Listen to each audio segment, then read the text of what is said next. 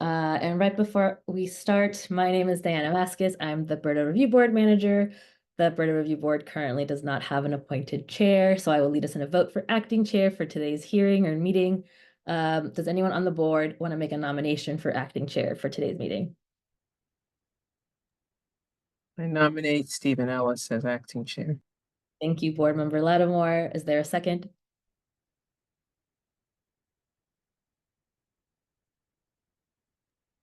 I second. Second. Thank you. I will now lead us in a vote. How do you vote, Board Member Boyd, in favor or opposed?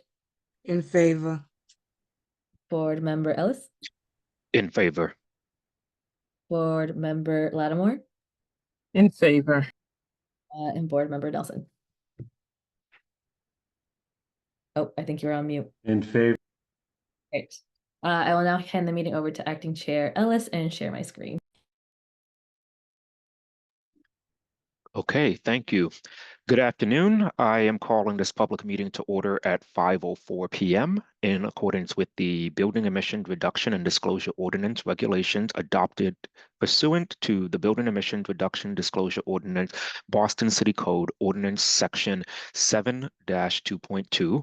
The BERDO Review Board will hold a virtual public meeting at 5 p.m. on October 15th to review the following topics in regard to the reduction of greenhouse gases from building energy production and consumption so as to promote the public health and welfare of Boston residents. In accordance with the Commonwealth of Massachusetts Executive Order suspending certain provisions of the open meeting law, we are conducting this public meeting online. To ensure public access to the deliberations of the BERDO Review Board, the public may access this call through telephone and video conferencing. Members of the public will have an opportunity to ask questions and provide public comment. To do so, please raise your hand or in the chat in the application via the Zoom meeting platform. Oh, my apologies. To do so, please raise your hand or type in the chat in the application via the Zoom meeting platform. If you are calling in and cannot use the platform, you can raise your hand by pressing *9. Send your question to staff via email at berdoreviewboard@boston.gov. For the record, I am Stephen Ellis, acting chair of the board. I will now conduct a roll call of board members. Board members, please say your name and in the order that they appear on the slide. Rashida Boyd. Stephen Ellis. Gail Lattimore.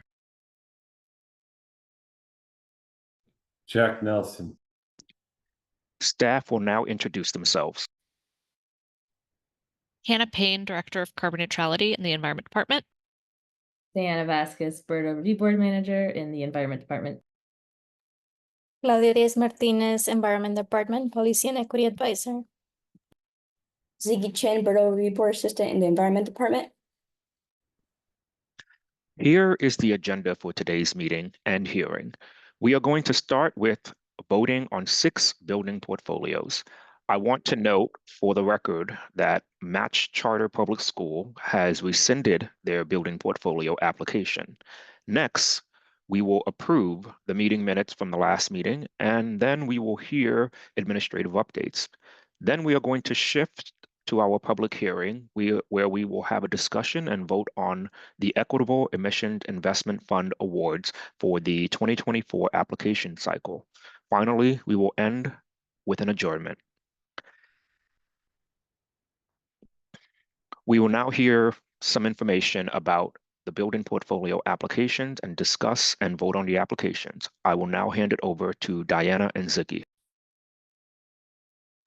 Thank you, Chair. I can kick us off and start with the first building portfolio application. So first we have Berkeley College of Music. They have submitted an application for 13 buildings via Pathway 1. The 13 buildings are located in the neighborhoods of Fenway and Back Bay. This applicant meets all of the eligibility criteria, and the application was deemed complete by the Environment Department upon reviewing the application. These are the 13 buildings listed here with their BERDO ID and corresponding addresses. For this building portfolio, Berkeley College of Music listed all buildings as college university, so their blended emission standard is as listed here, which is similar to the default emission standard. but will be based on a portfolio level basis versus a building by building basis. That is a quick summary. I hand it over back to you, Acting Chair Ellis, for any board questions you may have. Thank you, Diana. I will now ask each board member if they have any questions or comment. I will be starting with you, Board Member Boyd. Board member, sorry, Acting Chair, one quick, and I wanted to see, I believe there may be someone here representing Berkeley College of Music, so maybe give them a chance to introduce themselves. Okay. So thank you for clarifying that. I just saw that in the notes. Apparently, I scrolled down a little bit too far. Thank you, Diana. I will now ask each board member, well, let me back up for a second. Before I ask each board member if they have any questions or comments, I would like to give an opportunity for any representative of this application to introduce themselves for the record. Yeah, my name is Nick Hill. With Hill Energy Services, I prepared the application on behalf of Berkeley. I'm happy to answer any questions. Thank you and welcome, Nick Hill. I will now ask each board member if they have any questions or comments. Board Member Boyd. No, not at this time. Thank you. Okay, thank you, Board Member Boyd.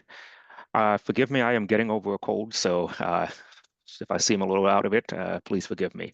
So first thing that I want to start off with, and maybe my question might be for the city, and in the process of evaluating this application, how did the city go about first reviewing this application against all the buildings that are listed as college and university? One.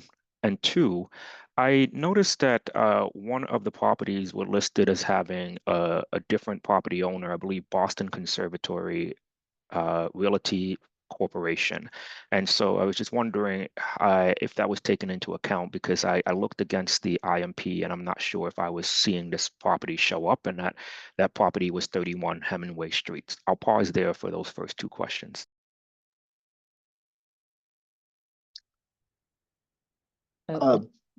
You seem like you want to. I can respond to that.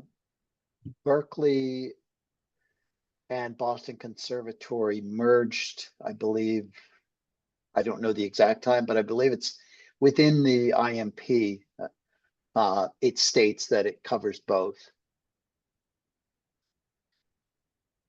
Okay, thank you for that first part of that answer. The other part of the question more so is a curiosity regarding the building use type, and maybe I'll make sure I state it clearly this time. So one of the things that I noticed is, as Diana just presented, all the properties were listed as college and university, and I am curious if all of those are in fact college university types, or some of those buildings serving an entirely different use type. And reason I'm bringing this up, because I know Berkeley College of Music has a ton of auditoriums, for example. And so I did wonder, how was these building use types defined in the process of creating the building portfolio application? And I'm happy to chime in with some background information from the city's perspective. So from the city's perspective, we use the definition included in Energy Star Portfolio Manager for college universities. As we know, college universities tend to be pretty mixed use buildings. You have classrooms and dormitories. Oh, thank you, Hannah. And so, so all different types of uses. So Energy Star Portfolio Manager created a college university building use type, and they included a definition of the types of uses that they think should be included in that. So from the city, we really heavily rely on that definition. Oh, thank you. And so we recommend for different applications or applicants who have the college university building use type to utilize that building use. And I will also add, there's a very small amount of retail within some of those buildings on Mass Ave that, compared to the overall footprint, is minuscule and probably bumps the energy use up slightly. Thank you, Nick. You answered my next question. I was going to ask, like, how much retail or any commercial space was available in the area. So I think I can pause in terms of my questions because you already answered that one. I will now turn it over to you, Board Member Lattimore. Thank you, Acting Chair Ellis. I don't have any questions at this time, so I'll pause and listen to the other questions and may come back with a thought, but right now, no questions. Thank you. Thank you, Board Member Lattimore. Board Member Nelson. No questions. Okay. Is there a motion to, I'm not sure if this is appropriate here, Diana, but is there a motion to request a hearing? So pathway 1 applications do not have hearings. They are just a public meeting. Mhm. Do you have, are there follow-up questions? I don't think there are any other follow-up questions, and I think I'm just reading along the script in a different way, so my apologies. Oh, So nice. then I think we can actually ask if there's a motion to approve Berkeley College of Music's building portfolio. So is there a motion to approve Berkeley College of Music's building portfolio? Motion to approve. Is there a second? Second. On the motion to approve Berkeley College of Music's building portfolio, one moment.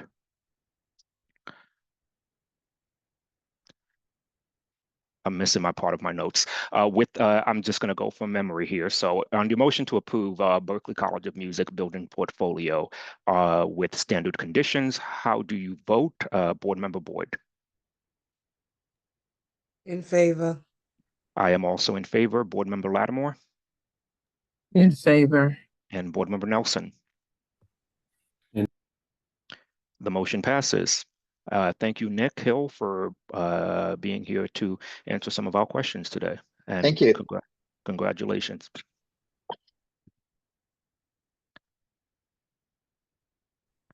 All right, I'll take it over from here. So this is Emerson College. We're continuing with the theme of colleges today. Go to the next slide. So Emerson College was submitted through Pathway 1. It had 10 buildings in the neighborhood of downtown. The application meets all eligibility criteria and the application was deemed complete. The same standard conditions apply as the previous Pathway 1 applications. Next slide, please. And so this is a list of all the buildings, 10 buildings all downtown. And next slide. Oh, yeah. And again, they are all college university. So their portfolio admission standard is the same as the default admission standard for college university. And I do believe that the person who submitted the application is not here today. But if you have any questions, we can always relay that to the person. Or if you don't feel comfortable voting today without having the questions answered by the Emerson representative, you can always continue the application to the next hearing, the next meeting on October 28th. Okay, thank you, Ziggy. Since we don't have a representative from Emerson College, I will now ask each board member if they have any questions or comment. I will start with you, Board Member Nelson. No question. Thank you, Board Member Nelson. Over to you, Board Member Lattimore. No questions. Thank you, Board Member Lattimore. I think, given the presentation that just came up from Berkeley College, I do have the same curiosity about any commercial space that may exist on the college campus. And so, I do wonder if the city may have had an opportunity when reviewing the application to assess to see if any of those properties maybe contained commercial spaces or spaces that were not being utilized for college and university purposes. So I'm going to ask that question to the city before I come up with a thought as to whether or not we need to have Emerson College represented to answer those questions. Sorry, Acting Chair, do you mind repeating the question? Sure. Has the city taken due diligence to assure that there are no commercial spaces or spaces that are actually may not be college or university use.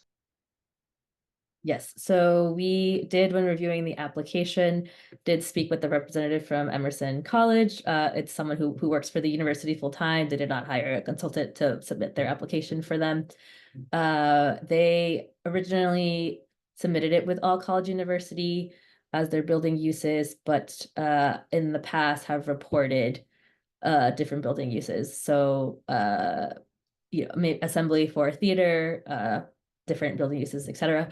They did decide that they wanted to pursue college university as their building uses. But we can clarify that information if you would like us to follow up with Emerson before, voting on this application. I guess I'm curious, did they ever give a reason or rationale as to why they may have switched from, say, assembly over to college and university? Not explicitly. We did not explicitly ask. Okay. I am going to pause and see if Board Member Boyd has any questions. No questions, thank you.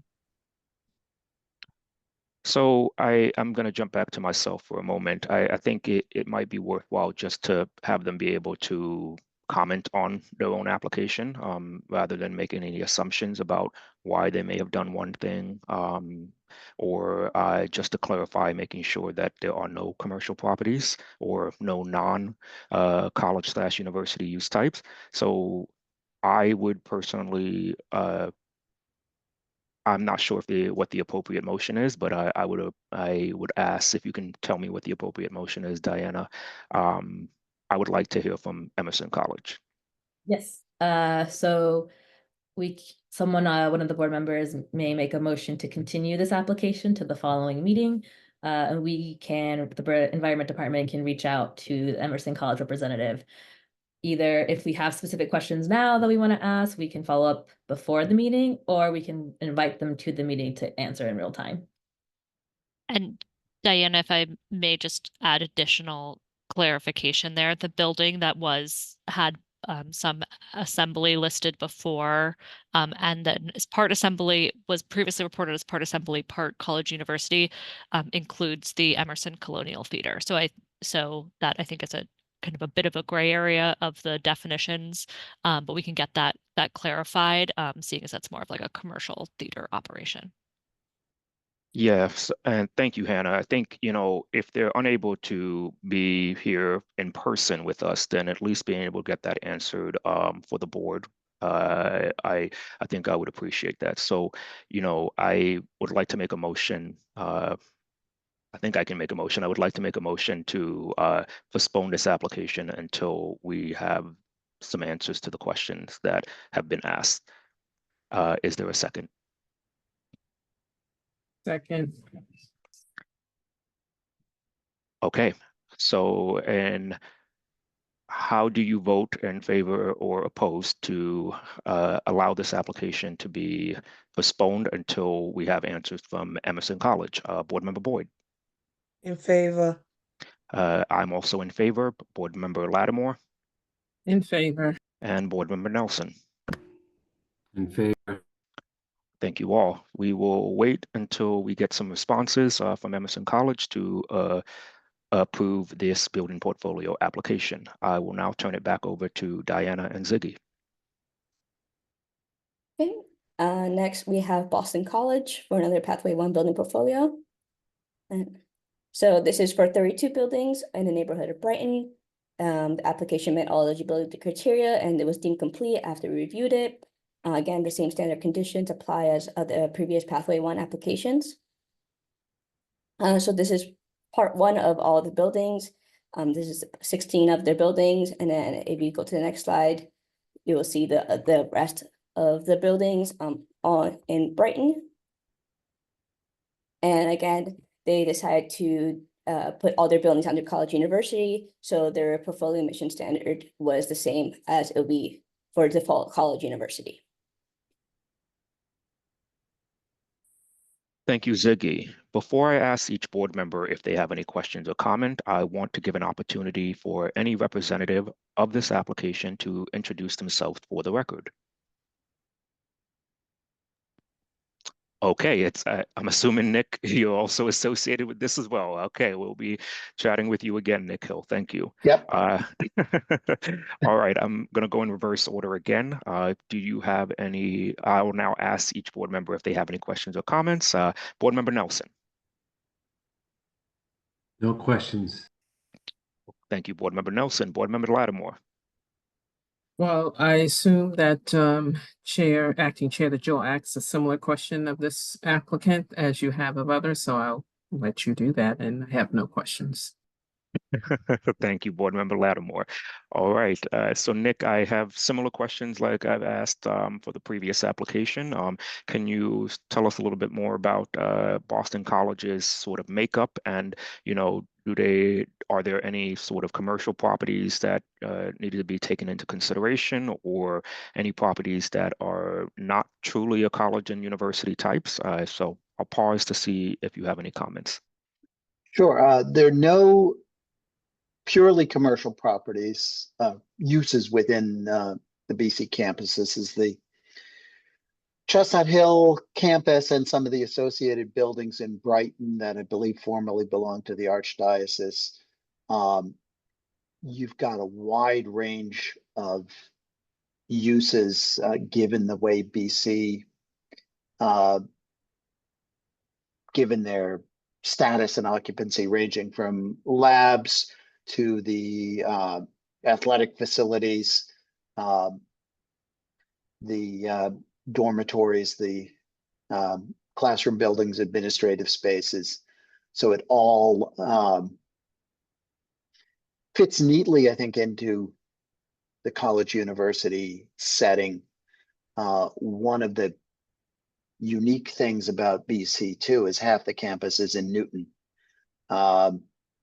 And we'll be dealing with the Newton BERDO in another year or two. So Thank you, Nick. And so, I think that college university definition from Energy Star Portfolio Manager is a unique one in which it's almost all encompassing in several areas. And so I was curious about, spaces where the college has, say, apartments or condos on behalf of the college, and, are those purely just serving students, or are they serving more than students, say faculty and staff, to your knowledge?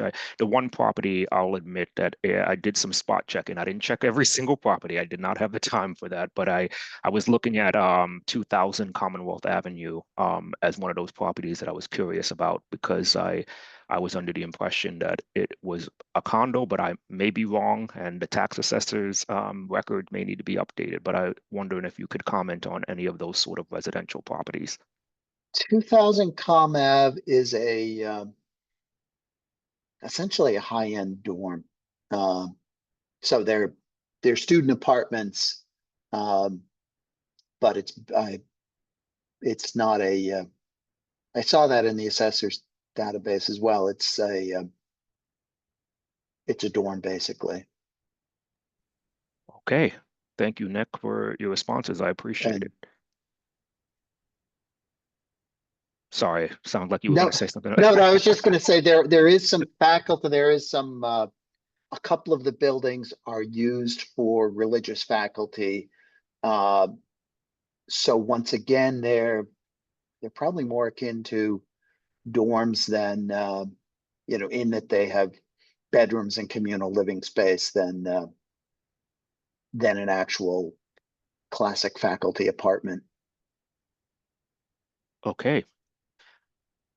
Hannah. If I might jump in and just add some additional information, I just looked up that property, 2000 Commonwealth Ave, on the Boston Assessor's database, and while it is listed as a condo, all of the owners of the individual units are the trustees of Boston College, so it's all owned by Boston College. Okay, thank you, Hannah, for that clarification, and thank you, Nick, for responding to my questions. All right, and last but certainly not least, Board Member Boyd. Do you have any questions? No questions, thank you. All right, thank you, Board Member Boyd. And I just want to do a quick check, Diana, before I move on. I'm not sure if Board Member Faruqi has joined us yet, just out of curiosity. Thank you for checking, Acting Chair. No, I have not. Board Member Faruqi has not joined the meeting. Okay. All right. So is there a motion to approve Boston College's building performance, building portfolio with standard conditions? Motion to approve. Second, excuse me, is there a second? Second, On the motion to approve Boston College's building portfolio with standard conditions, how do you vote, Board Member Boyd? in favor, I am also in favor. Board Member Lattimore In favor. and Board Member Nelson. In favor. The motion passes. Boston College's building portfolio application with standard condition passes. Thank you again, Nick. And thank you, Board.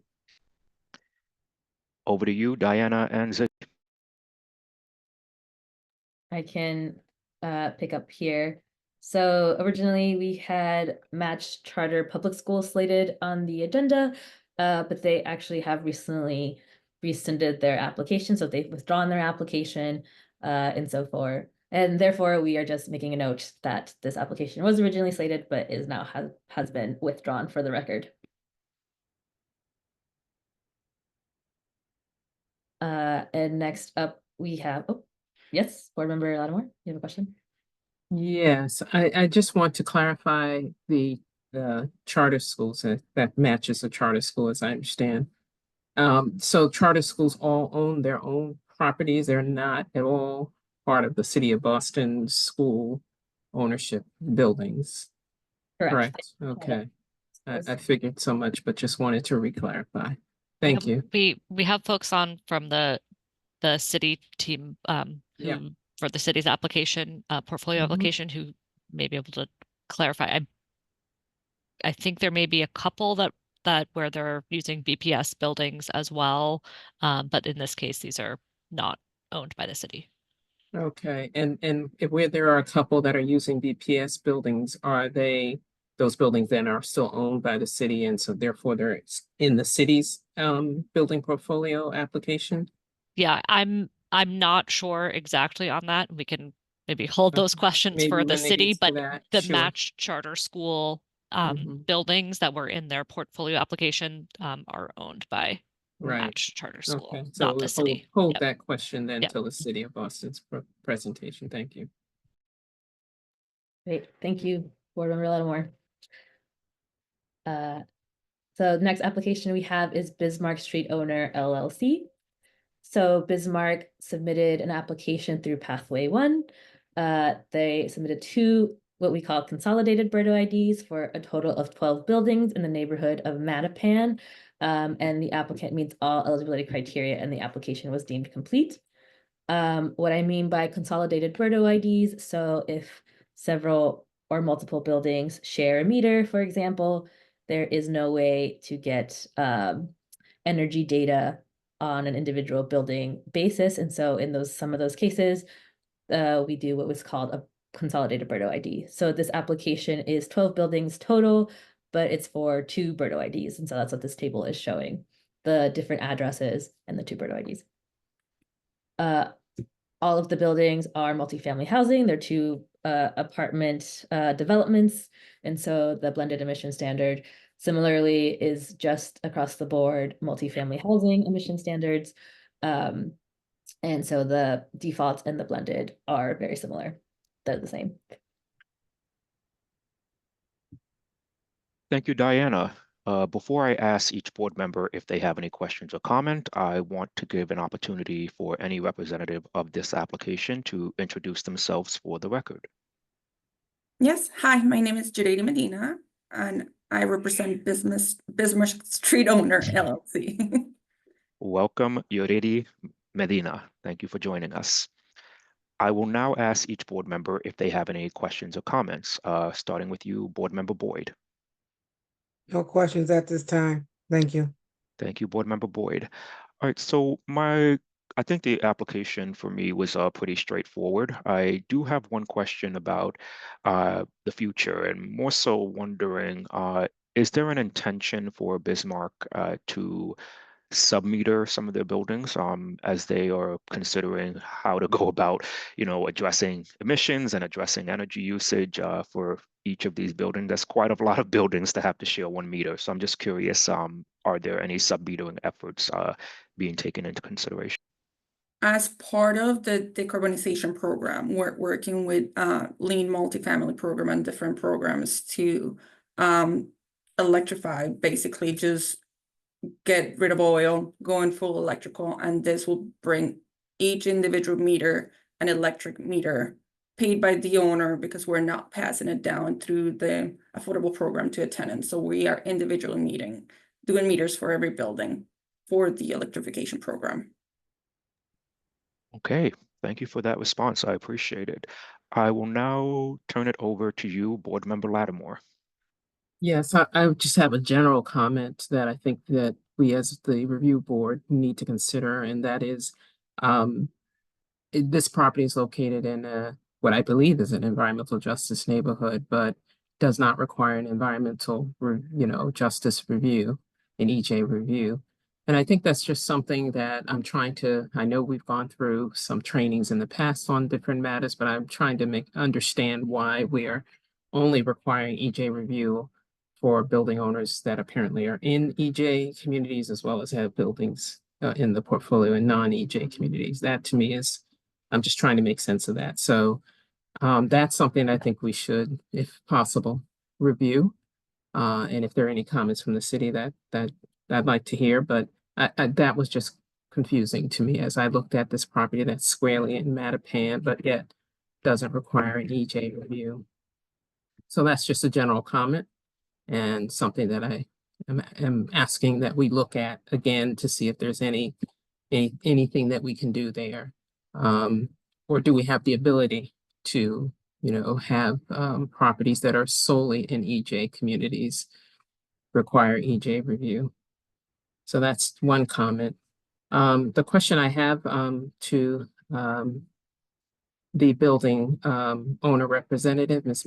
Medina, is it sounds like there are some affordable units in this development. So I'm curious, what's the percentage of kind of subsidized either via Section 8 or otherwise considered affordable, which I thought was not the case here, but versus market. Just curious about that if you have this that. property is not through a specific program. We are considered market property, but given the demographics, the area, and since we're going through a lean program, we just went through an exercise. We have over 60% of the tenants being below, I think it's 50% AMI for income. So we are by default an affordable property, and that's why we qualify for this sort of energy programs that we're applying towards. That was my question, because I know lean as a community development corporation that I run, I know lean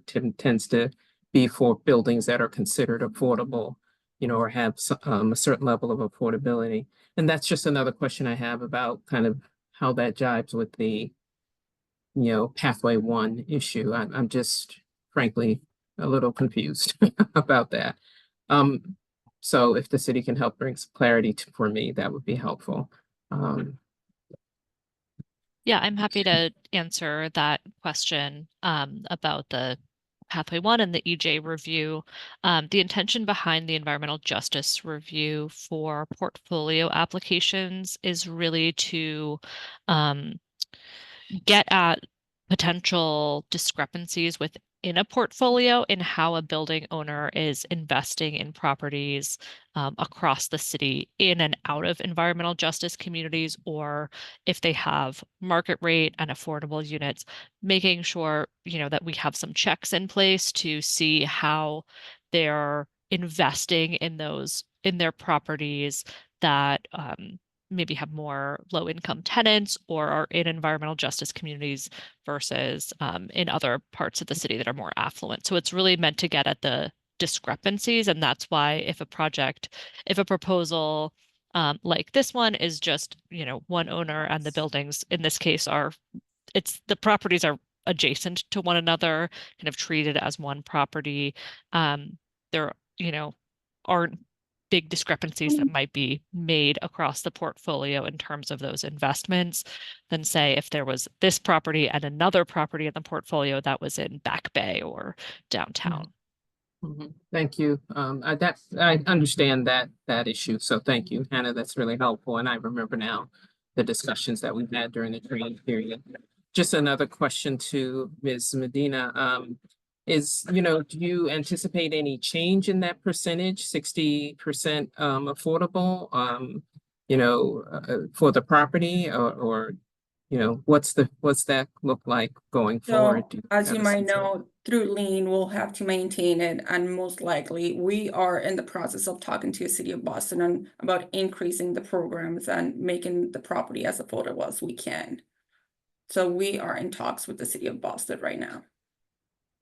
Does that mean you are looking for some funding from the city to kind of do renovations and maintain a Implement certain some of the level of programs. affordability? Yes, we're going through the different options, as lien is one of them, and other options to renovate and bring it to more code and environmental. And do you anticipate any increases, rent increases related to the meeting these compliance standards, emissions compliance standards? No, and all of the standards, as I said before, part of the requirement is not passing the cost to the tenants. So any changes will be paid by the owner. So they won't get any added utilities or anything like that. Thank you. My final question is and how long has Bismar Street Owner LLC been the ownership entity for this properties? Since 2018, approximately, yes. Thank you. No other questions. Thank you, Board Member Lattimore. Board Member Nelson. No questions. Thank you, Board Member Nelson. Is there a motion to approve Bismarck Street Owner LLC's application with standard conditions? Motion. Is there a second? Second. Welcome, Board Member Faruqi. Thank you. All right.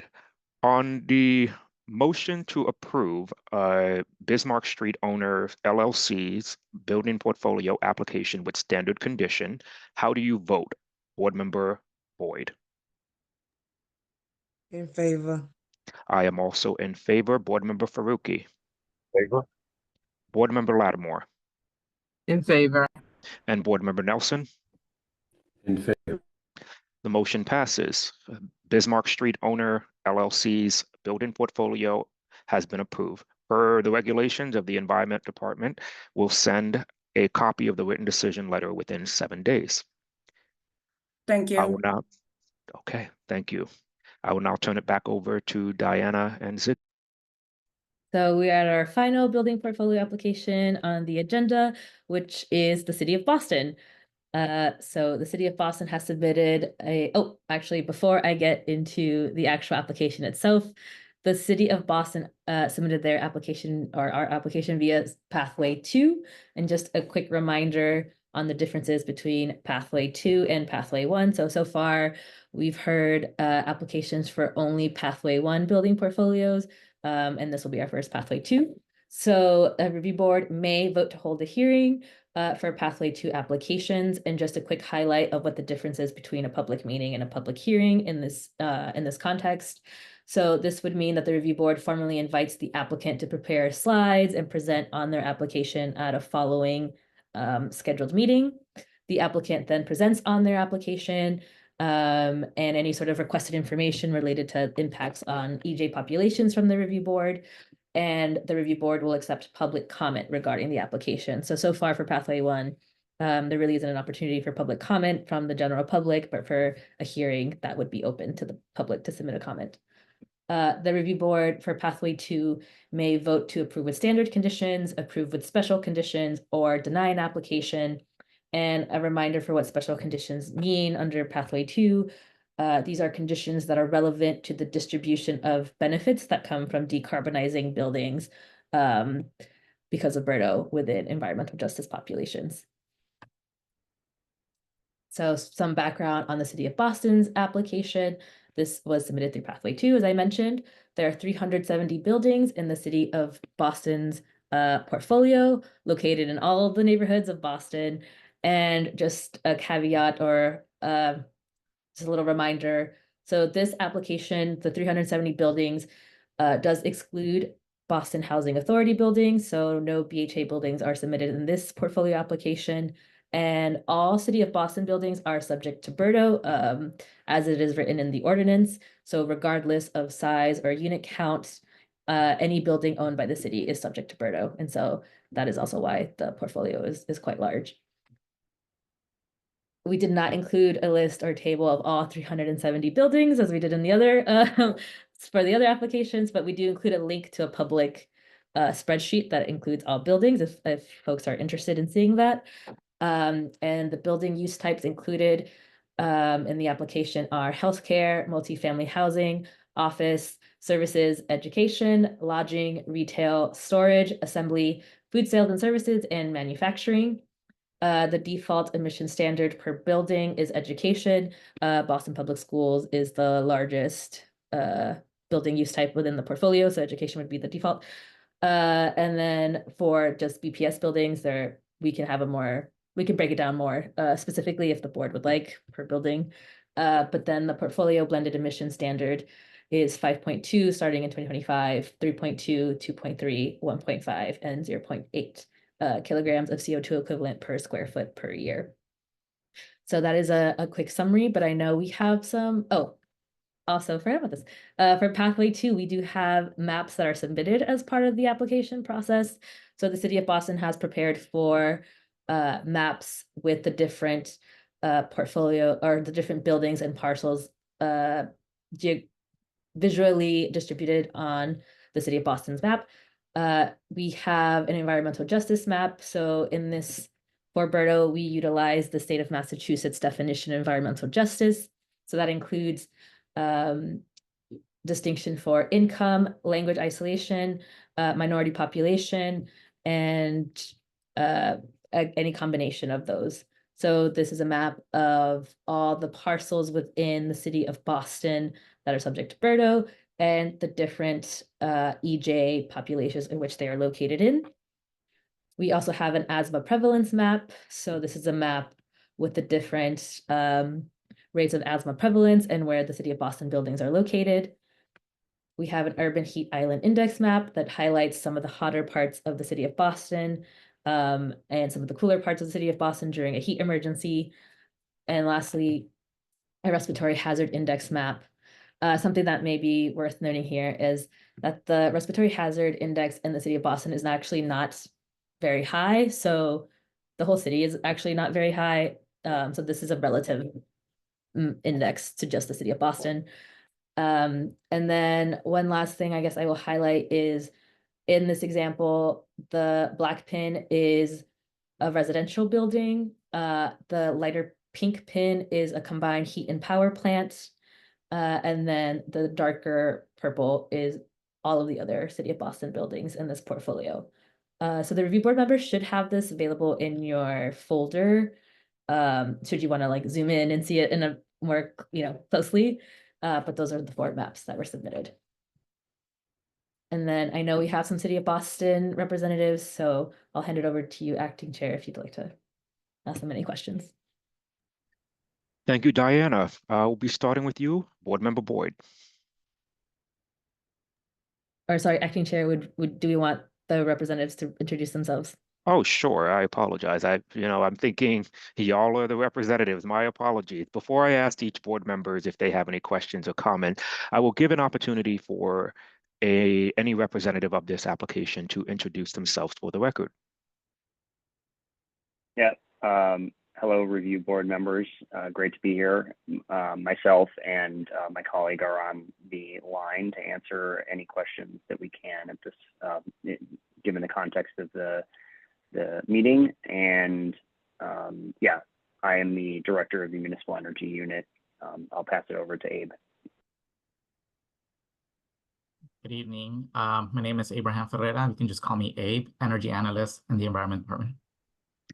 Thank you, Abe. Can I ask the previous speaker to introduce their name, please? Oh, sorry. Chris Kramer is my name. Thank you. Thank you, Chris. I will now ask each board member if they have any questions or comment. Board Member Boyd. No questions, thank you.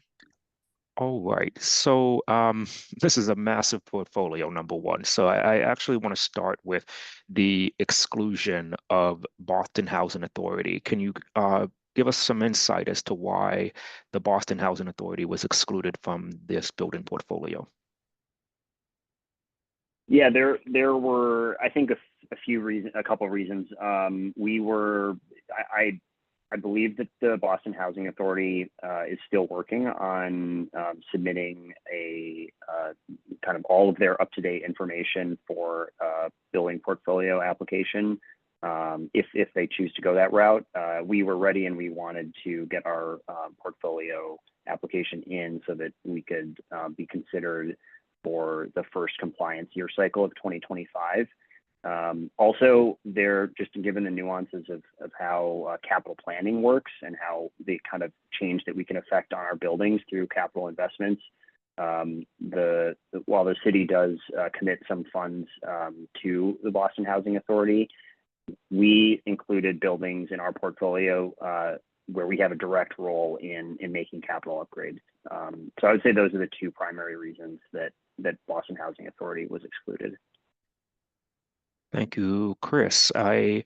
The other question that I have, if we can go back to the EJ map, and this is a pure curiosity question, forgive me. This is geography here for a moment. So I see there's a pin there for the Harbor Islands. I was under the impression that the Harbor Islands belongs to the National Park Service. Is that not correct?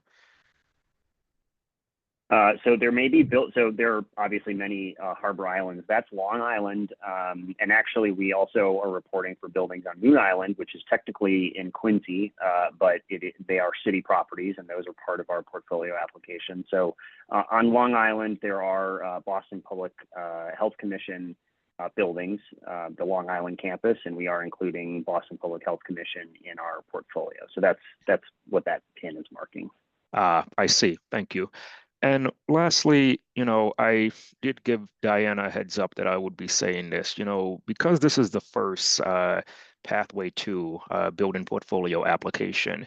I do think that members of the community who are working on submitting a pathway to the city may benefit from some sort of presentation that could be given in some shape or form. I am not saying that we expected you all to come with a full-on presentation today, but I just wanted to put that out there that that's where my mind is at, to have some sort of formal presentation, just to have it recorded and be listed as an example so that other folks that are submitting pathway 2 or even 3 can have an example to refer to. So with that being said, I'm just putting that out there, not necessarily asking a question or looking for feedback. I'm going to pause for myself and turn it over to Board Member Faruqi. Great, thank you so much, Mr. Chairman. My first question is, I know that some of the Boston Public Health Commission property is leased to Trinity and is residential property. I'm wondering if you're aware, as a result of any of the emissions reduction related retrofits, if any of the residential tenants will be displaced at any time as a result of these? I don't have an answer to that, Board Member Faruqi. We, as you mentioned, the Trinity Management Company operates some condo units, in particular at Northampton, the Northampton campus. And the nature of the lease, it's a long-term lease with Trinity Management, and I'm not sure if there are any frankly, if there's any recourse within the lease language to dictate the rents or the price of the condos that are set by or managed by Trinity. But certainly that's something that we can investigate just for informational purposes. Okay, got it. Thank you. That'd be very helpful. And I think when I'm thinking about displacement, I'm thinking about certainly, yes, longer term displacement that you're referring to as a result of rent increases, but then also even just short-term displacement as a result of any kind of renovations that happen within a particular unit. That's actually probably almost my greater concern. Do you have any information about that, or is that something that you'd need to check in? I would need to investigate. Yep, I don't have any. I think the Public Health Commission, again. I think it's worth, first of all, acknowledging that reviewing these building portfolio applications, and particularly ours, is a daunting task. We did put a lot of effort into not only our narrative, but just these maps and providing as much information as possible. But certainly there are some pieces of information that we weren't able to gather in advance of this meeting. And we work with the Boston Public Health Commission to understand their energy reporting. It's not all centralized within our office in the Environment Department. We do, I think, serve as kind of in an advisory role to assist our Public Facilities Department and Budget Office, among others, in making capital upgrades to their buildings. But I would need to better understand Public Health Commission's relationship with Trinity, and then go from there. So I'll try to gather some information about that in advance of our next appearance before the board. Got it. Okay, great. And I really do appreciate a lot of the work. I can only imagine how complex this portfolio was to even put together, and I found the narrative to be super helpful. So great, thank you. And on that point of, given how large this portfolio is, how does the city go about sequencing which buildings come first in terms of receiving retrofits and renovations, apart from, of course, the kind of urgent needs of equipment that's breaking down or things like that? Yeah, it's a great question, and one that we've been actively working on actually since before we started putting the building portfolio application together.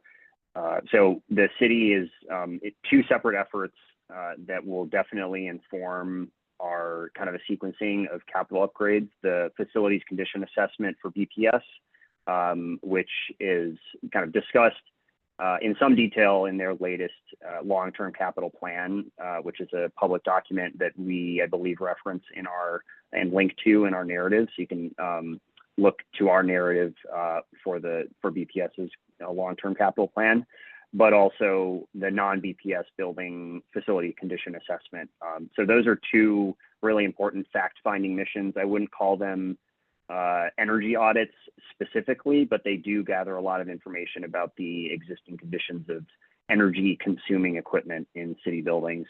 So those will be two great tools for us in evaluating, or kind of, and for the budget office and facility directors for making, kind of prioritizing their requests.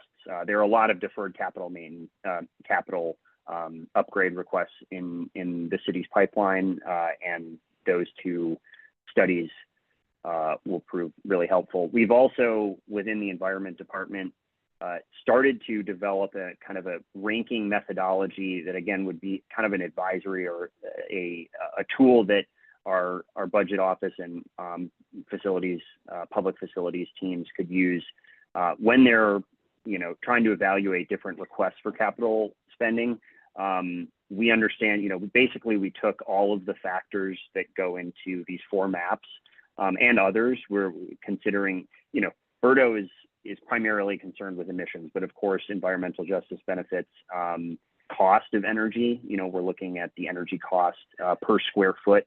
There are many different metrics that you could throw into an index for how to rank buildings, and we are actively kind of developing a ranking methodology and looking at how, the weight of different factors, from the energy cost for a building to its emissions to its location, and environmental justice qualities, or rather, I guess, descriptors as laid out in the ordinance might kind of reposition those buildings. And you can imagine, just to give a quick example of how complex that might turn out to be, you might have a smaller, 10,000 square foot building that is in dire need of energy upgrades, that has a high emissions intensity, that's located in an environmental justice neighborhood, perhaps overlapping factors, and clearly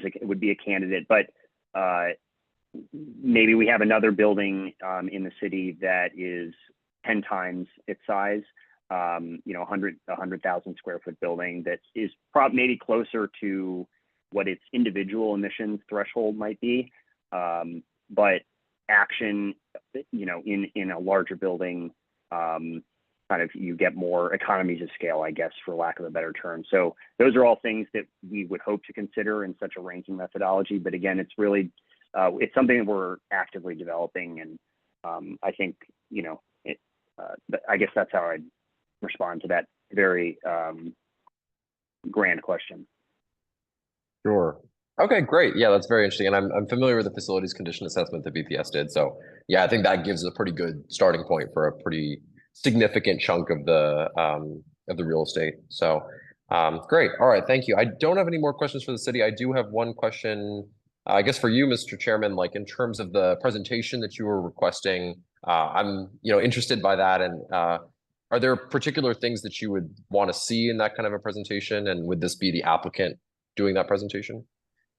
Thank you, Board Member Faruqi. And yes, I think, we have not had a formal hearing of a building portfolio yet.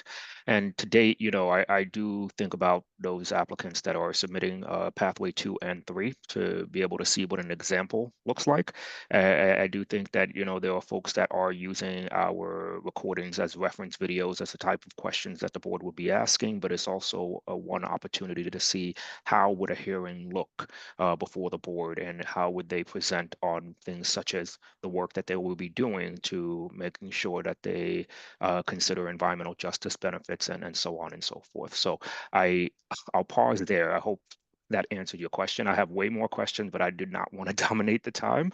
But I hope that answers my rationale for why I'm asking to potentially consider a hearing from the city.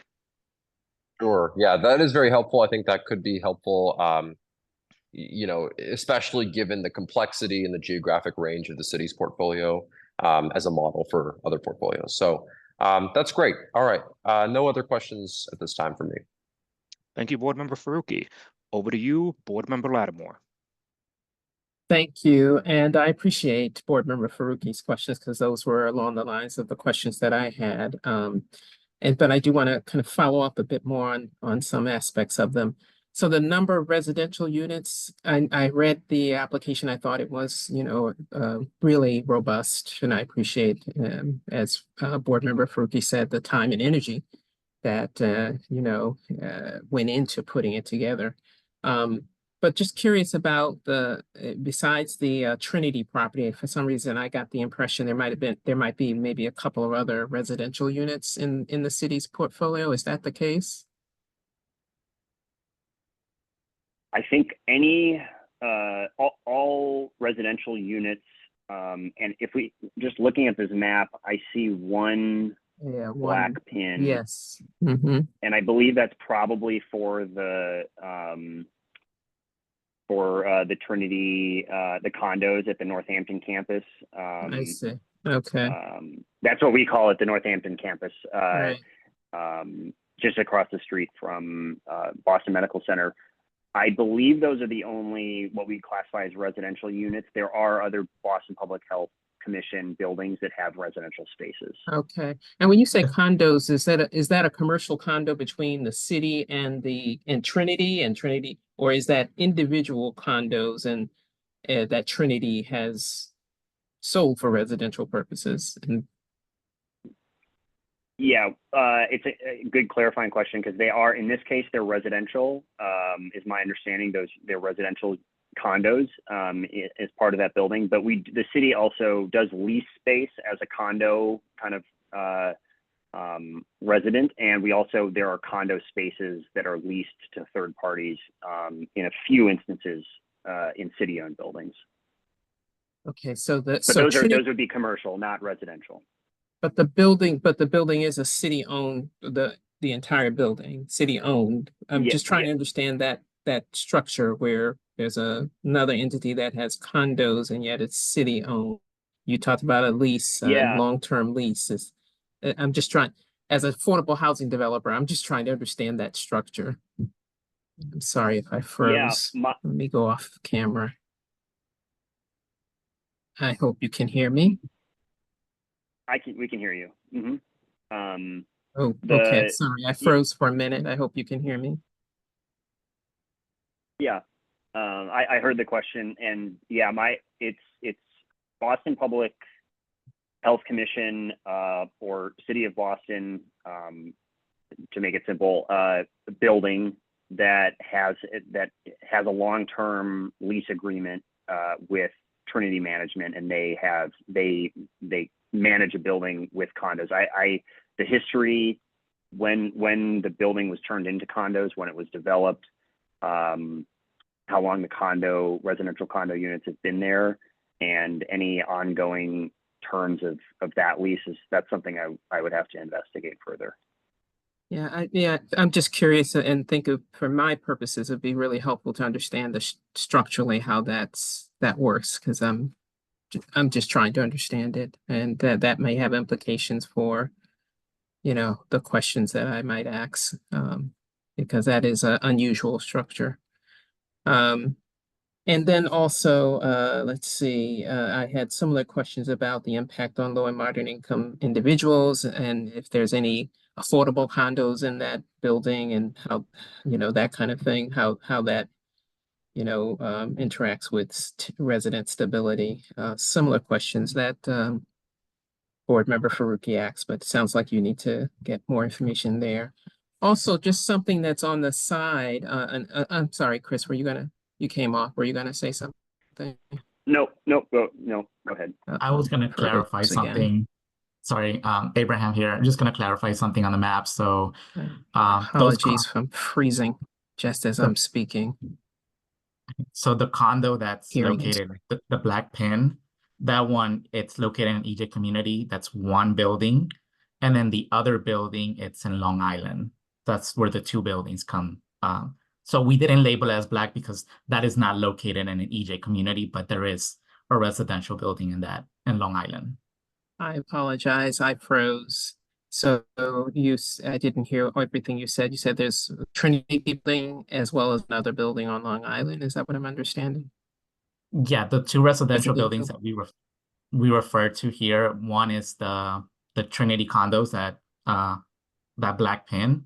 And then we label it as black pin because, it's a residential plus it's in an EJ community.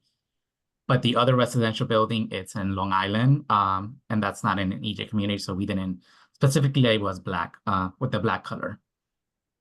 Thank you. Understood. And let me see if I can be still, and hopefully my internet will let me ask my last question or so. Just when I start speaking, everything starts acting up. This is an aside completely but I would be interested in understanding that structural issue with Trinity.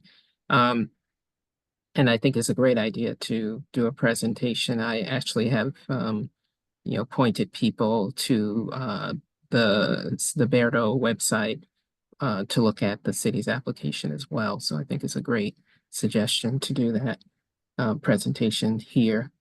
But the question I have is, the last question I have is kind of an aside from some of the, the lines of questions we've had so far. And that is, I'm a real strong advocate for how our students in the Boston Public Schools benefit from, the decarbonization work that's happening at the schools, how there are, whether or not there are learning opportunities as we are implementing the city. And I saw a couple of schools being mentioned as on the docket for decarbonization or some level of energy retrofit work. And so just, not sure if you, Chris or Abraham, have any engagement in this, but definitely want to put it on the screen about the opportunities for our own students to understand what it is that is being done in their schools and to have any opportunities to learn what is being done in their schools as they, start to explore pre-career from as early as possible, kindergarten, middle school, high school, understanding what's happening in their schools in terms of the work that will be done. So just want to put that on the screen, and whether or not there are opportunities for the school students to understand, perhaps even be engaged in some practicums, even if they're not doing anything hands-on. So just wondered if there's any thought, and I appreciate the prioritizing of, EJ, what you mentioned before about the priority when it comes to how you're approaching, the buildings getting retrofit. I definitely would urge the city to prioritize EJ community, buildings in EJ communities, as well as you are doing and as you mentioned, but the school issue and the opportunities for our own students to, at minimum, understand the work that's being done, and at maximum, perhaps, getting a little bit deeper into, learning for career preparation purposes and otherwise. So I would ask just for that consideration, and if there's any opportunity to talk to others, I personally would be interested in the Boston Public Schools or work with you. Codman Square Neighborhood Development Corporation that I represent, we'd be very interested in that. So those are my comments. Thank you. Thank you, Board Member Lattimore. Want to make sure that we're watching the time here, not to cut you short, Board Member Nelson, but I'm going to turn it over to you now. And please note, Abe and Chris, if you don't need to answer all the questions right now, I think we're heading in a direction where there are some follow-up questions that need to be answered, or we're looking to have answered. So I'm going to turn it over to you, Board Member Nelson, and let's see what you have. Thank you.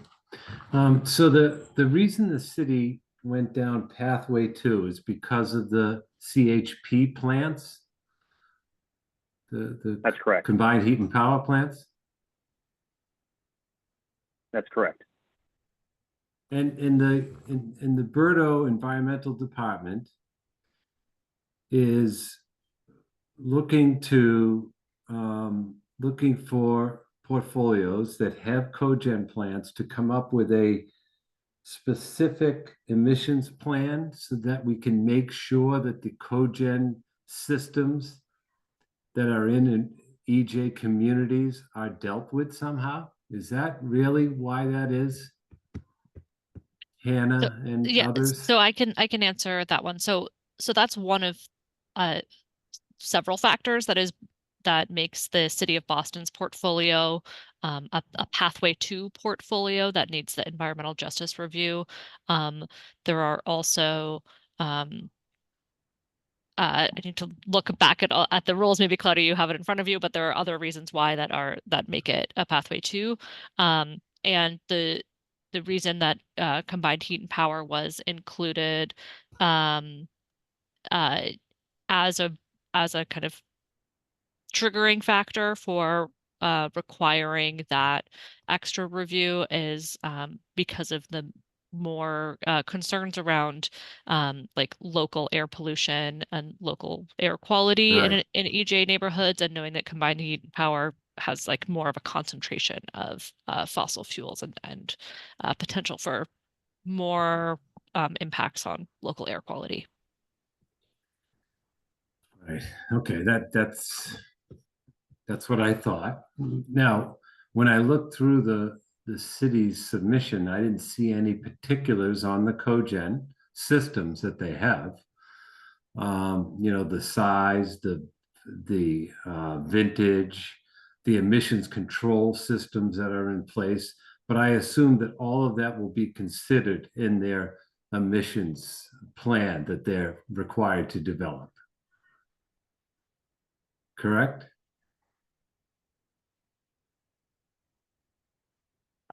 So I think that there are a couple things. One, if the board chooses to request a hearing, I think the city team could come back and try to answer some of the specific questions and maybe provide some more information about those cogen facilities, and then certainly could include more of that in the EJ emissions compliance plan that is submitted at a later date.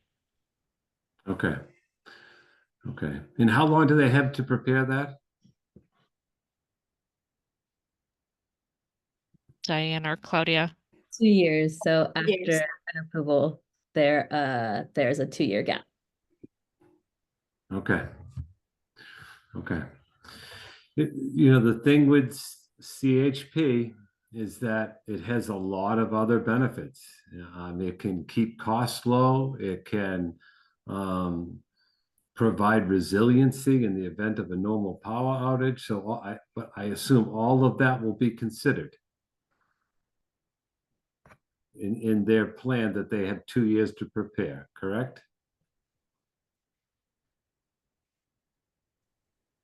I can jump in here. Those are all factors that can be considered, and it's certainly, BERDO in overall, buildings that are covered by BERDO have to meet that net zero requirement by 2050. There are many factors that need to be considered in making those plans for decarbonization over time, and that those factors can certainly be considered in the plan that the city is putting together. Okay. If I may, just quickly, and we can surely share more information about the CHP units, but just a couple quick pieces of information. They're roughly 250 kilowatts in capacity. There are a few that are smaller than that. Vintage in the 2000 to 2010 range. Some of them have been rebuilt or their controls have been upgraded, but that's about the age. As you mentioned, Board Member Nelson, they provide benefits to the city's operations. They reduce the city's utility costs, operating budget for utilities. And so all things that we are considering in, the emissions compliance or standard compliance plan language says that we will need to provide a narrative description of any expected strategies to reduce emissions from these facilities. And because the buildings are dependent on them to a certain degree to provide not just electricity, but also heating for the hydronic systems, we will need all of those 2 years to prepare a strategy, at least a preliminary strategy, to wean ourselves off of the CHP units, because that will necessarily mean a more thorough mechanical engineering study of how to properly heat and cool the buildings. Okay, understood. Thank you. I have no more questions. Thank you, Board Member Nelson. Although I have additional questions, I think I'm going to hold off on them and send them to Diana in preparation for this, what looks like to be a potential hearing. So I'm actually not going to go back around to see if there's any other questions. I will encourage board members, both live and not live on this call, to send questions to Diana and Ziggy so that it can help Chris and Abe prepare for a future conversation. Is there a motion to request a hearing? So moved. Is there a second? Second. On the motion to request a hearing for the City of Boston building portfolio application, board members may vote in favor or oppose. Those in favor requesting a hearing, say aye or show your hands. Aye. Aye. Aye. The board members opposed, say nay. Okay, the ayes have it, the motion passes. The City of Boston is invited to present on their building portfolio application at a hearing on October 28th. Chris and Abe, we look forward to hearing from you and your team.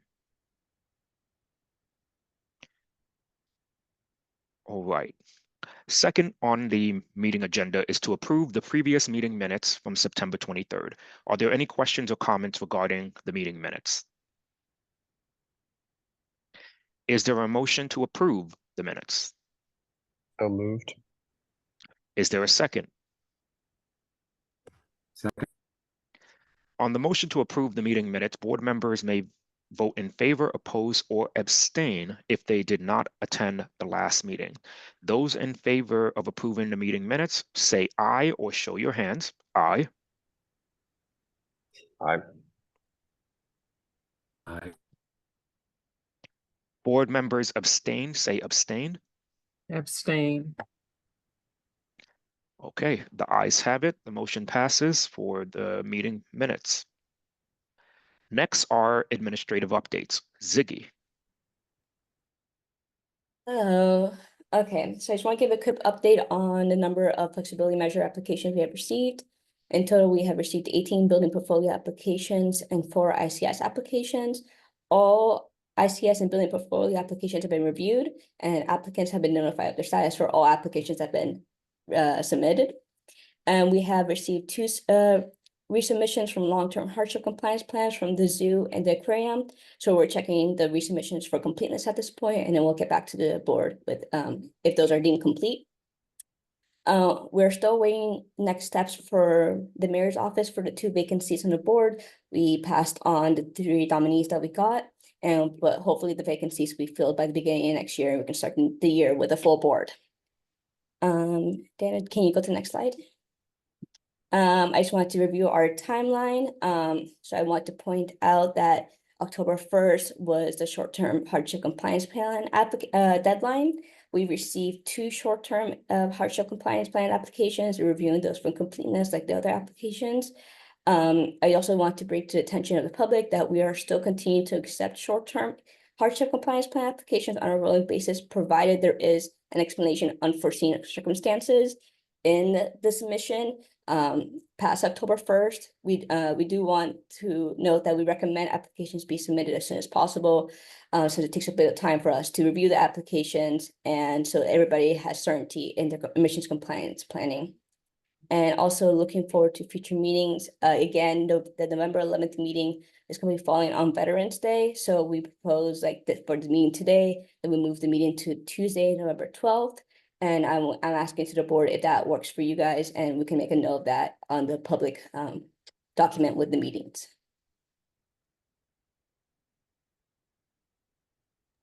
Ziggy, for the sake of time, I'm wondering if it's possible to make that approval at our next meeting. Yep, we can do that. Thank you. All right, I'll make sure to bring it up on October 28th. And then as a reminder, BERDO regulations mandate at least 1 meeting a year is dedicated to residential tenants. So that'll be on December 9th. The BERDO team is planning to hold to include resources related to tenants and generally answering questions at this meeting. The BERDO team right now is working with our outreach to conduct to tenants regarding this meeting, but we do plan to reach out to the community advisory group to get the word out and have people join the meeting December 9th. And then do you mind? Yeah, great. And then another item that we remember from the ordinance is annual disclosure, and the city is required to annually disclose BERDO reported data from previous year. So on October 1st, BERDO disclosure was posted for 2024. The full spreadsheet is available on Analyze Boston. I also linked it in the slide deck. And there's some new fields I want to bring your attention. So emissions broken down by fuel type, projected first emissions compliance year. So if the building is have to start in 2025 or 2030, and if the building has a reporting extension until November 15th. And then our next meeting, I just want to remind you all, is scheduled for October 28th. Thank you, Ziggy, and thank you for that reminder that we're holding that tenant-based meeting. All right, before we start this next agenda item, would any board members like to recuse themselves? Yes, I will recuse myself from this part of the meeting related to the decision-making on the Equitable Emissions Fund. And if the city needs me for quorum purposes after the discussion, please text me and I will try to rejoin. Thank you, Board Member Lattimore. We will now switch to our public hearing. I am calling this public hearing to order at 6:22 p.m. We will now have a discussion and vote about the Equitable Emissions Investment Fund Awards. I will now pass it over to Diana. Thank you, Chair. And I will quickly try to get through this. So just a quick reminder of what has been done so far related to the Equitable Emissions Investment Fund. So we opened the application earlier this year and received 19 applications in total. The BERDO team did an initial review with the city's legal and grants team. Ultimately, we had 12 applications that were deemed eligible. Each of the BERDO review board members had an evaluation sheet, which they then used to evaluate the applications. We invited 5 finalists to attend and present on their applications on September 9th. And since then, the review board had some follow-up questions that they asked the BERDO staff to follow up with the applicants on, and which we have done. So the 5 finalists that were invited to present were Green Energy Consumers Alliance, Fenway Community Development Corporation, Dorchester Bay Economic Development Corporation, the Community Builders, and Codman Square Neighborhood Development Corporations. And the follow-up questions that were asked by the review board members are followed here. So we had questions for these 3 applicants. I have shared the responses with the board members, but if there's any specific question that you would like me to elaborate on, I'm happy to do that. But maybe for the sake of time, I won't go through each one right now, unless there are specific questions. But I wanted to get to our recommended allotment. So the Environment Department is recommending a final grant allotment of $255,000 to Codman Square Neighborhood Development Corporation, $250 from Dorchester Bay Economic Development Corporation, and $250 to Fenway Community Development Corporation, for a total of $750,250, which is $250 over the original $750 that was slotted. But we thought that would make this seemed to be the right amount. So I know that was a very quick summary, but I'll hand it back over to you, Chair. Thank you, Diana. Are there any questions or comments from the board that they would like to discuss? I will go in reverse order, starting with you, Board Member Nelson. Nope, good to see and look forward to approving it. Thank you, Board Member Nelson. Board Member Faruqi. Likewise, too many great applications for the amount of funding, so I hope that our applicants will return who didn't receive funding. Thank you, Board Member Faruqi. I just want to send out an appreciation to each of those organizations for their responses. I've looked over them, and I think they've met well. And as well, Diana, your response here about keeping us to that $750K, or at least close to it, is well received here. So I appreciate that we were able to stay within our range. No further questions from me. Board Member Boyd. No questions, thank you. Thank you, Board Member Boyd. We will now open the meeting to public comment. As a reminder to members of the public, to provide public comment, please raise your hand or type in a chat in the application via the Zoom meeting platform. If you are calling in and cannot use the platform, you can raise your hand by pressing *9. Send your questions to staff via email at berdoreviewboard@boston.gov.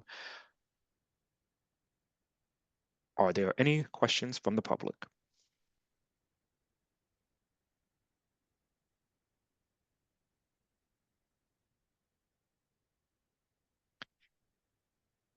Hearing none, I'm just going to check with you, Diana and Ziggy.